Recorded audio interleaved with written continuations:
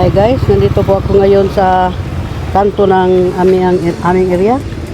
At papasok ako ulit doon sa isang kalye na ewan ko kung anong pangalan doon sa kalye na yun guys. So ipakita ko rin yan sa inyo. Wait lang.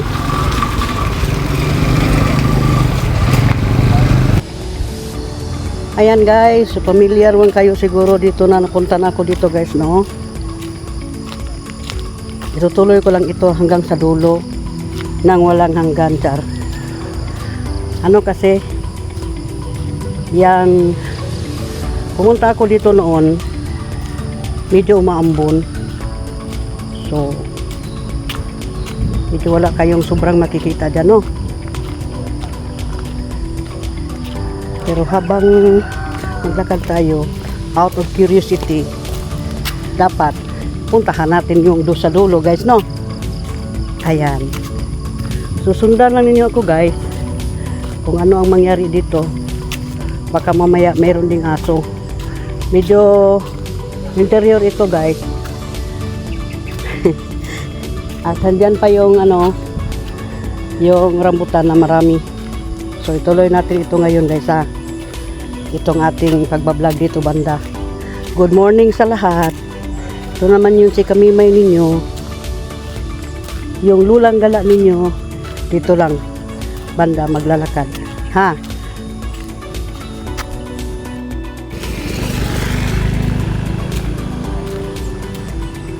Pasok tayo doon guys, tingnan natin kung anong mangyari dito.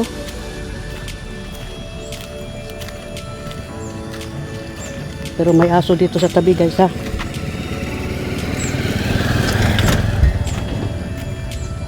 First time ko lang ito nakapasok dito. So, ayan, black 2 din pala ito guys daw, sabi ni madam. At yung banda doon, black 5. Ayan, may dumaan po na sasakyan.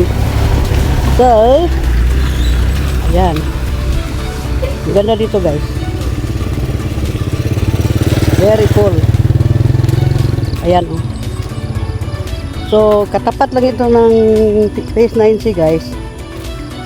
Ayan, oh, may kay Mito.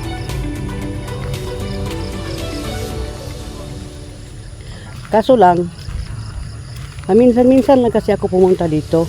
At hindi naman sinabi ni madam na may pangalan pala ito dito. Basta by block daw ito. So, samahan niyo ako sa aking paglalakad guys. Alam naman niyo si Lola gala. Kahit saan gumagala. Itong kalsada nila dito guys, rough road siya.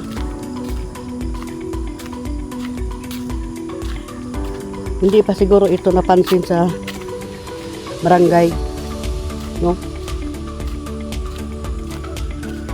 Ayan, napansin ko dyan banda may daan din. Ayan, may daan din dyan. Ayan yung saging na tawag dito, saging na latundan. Basta ganyan na saging guys, latundan yan. So ayan, lakad-lakad lang po tayo at medyo madulas ang daan dito kasi sa amin guys. Dito banda sa Mintaw, Takunan, ganyan. Hindi mo talaga maiwasan na sobrang tahimik guys ba. Tahimik lang mga tao dito guys. Ayan. Yan, marami siyang mga saging dito silang tinatanim. At ayan.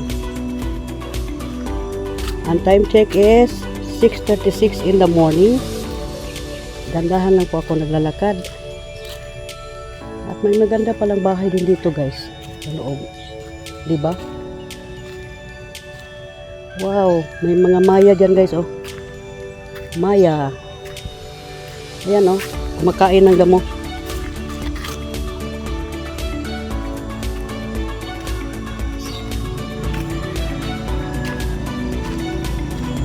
Buti dito guys, walang pusa. Ay, walang aso. Mukhang walang aso dito guys. Magandang bahay nila ni ate.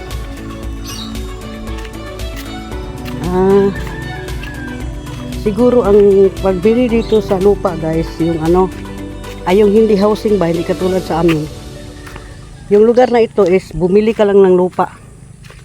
Tapos ikaw na ang magpagawa ng iyong sariling bahay. Yun lang napansin ko ha. Kasi yung design kasi sa village na to, village din to eh. Parang sa amin sa against the light ba ito guys? Yan si ate nagbabike, ay nagmotor. So dahan-dahan na po tayo guys. Tingnan ko kung anong mangyari doon hanggang sa dulo. Wow, may patula sila dyan guys oh. Patula ba ito?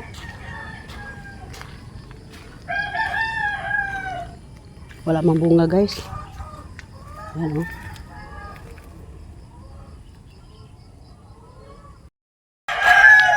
So, ayan guys, bahay niya maganda.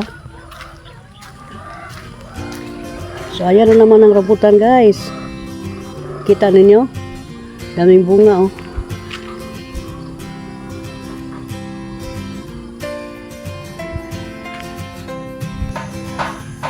So, tuloy-tuloy lang po tayo sa kalalakad guys. Sinabi ko na nga eh, pag dito pala banda, ikaw na talaga ang bibili ng iyong lote. Ayan oh. May nagpabahay yan bago. Tuloy-tuloy lang po tayo at medyo ito, bagong sikat yung araw. Ayan, ang araw natin. Ang haring araw. Pero dahil sa maulan dito guys, sa amin, sa Davao, araw-araw ang ulan. So, ganito ang nangyari. So, papasok na tayo talaga. Yan, may turkey doon guys, oh. Yan, oh. Yan, kumakain. Ang lugar na ito is, hiyang talaga ito sa pag-alaga ng mga hayop guys. Kambing, baka, kung ano-ano, baboy. Dahil nga isa ito ay papasok na siya. Ang dito is hindi pa siya na-develop, hindi pa siya nailagyan ng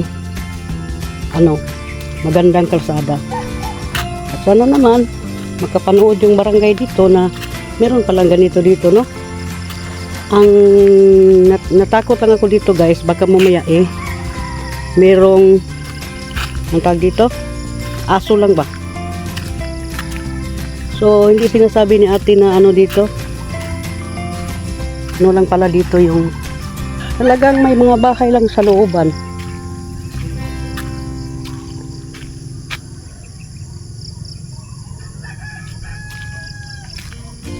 So ayan, may mga kamuting kahuyan dyan guys.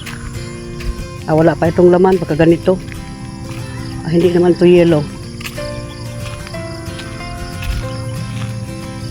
Lang talaga guys, yung ganyan lang talaga yung buhay dito. Morning walk ko ito guys. So ayan, si Mimay.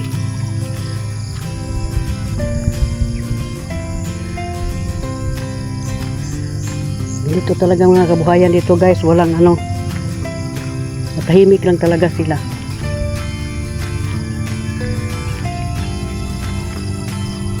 Sarap ang buhay dito guys pagka ganyan no. Hindi dikit-dikit yung mga kapitbahay mo. At malawak yung area. Ay nako. Tingnan niyo yung lugar guys oh. Yan oh. Ay, madulas ito guys, madulas. Yan oh, madulas. Ay nako, Diyos mio Marimar.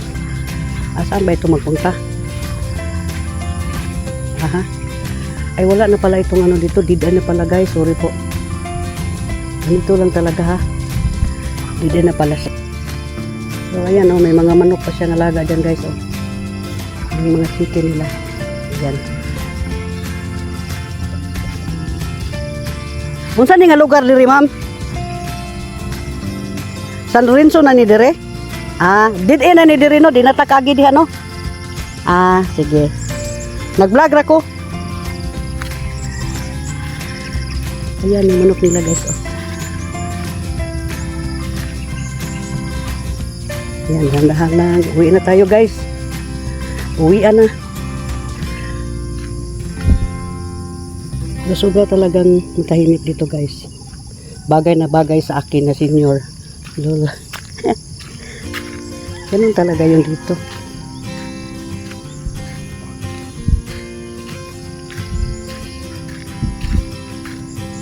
Nagtaka ang mga tao dito guys. Nakapasok sa Kamimay dito. Ganun talaga si Kamimay. Laagan talaga si Kamimay. O, diba? Wala kang makita dito guys, kundi mga kakahuyan. Kakahuyan at mga kasagingan. Uwi na tayo guys. Tama na yung konting walking ko. Diba?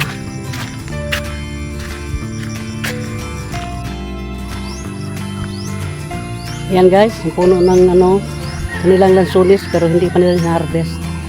Ganda no? Ayan ang mga lansunis. Ito naman ang marang guys. Ayan. Parang harvest na yata ito. Dalawang bunga na lang. Na-harvest na nindong no? Wala na may bunga. Yun no guys. Yan ang marang. Yan ang puno ng marang guys.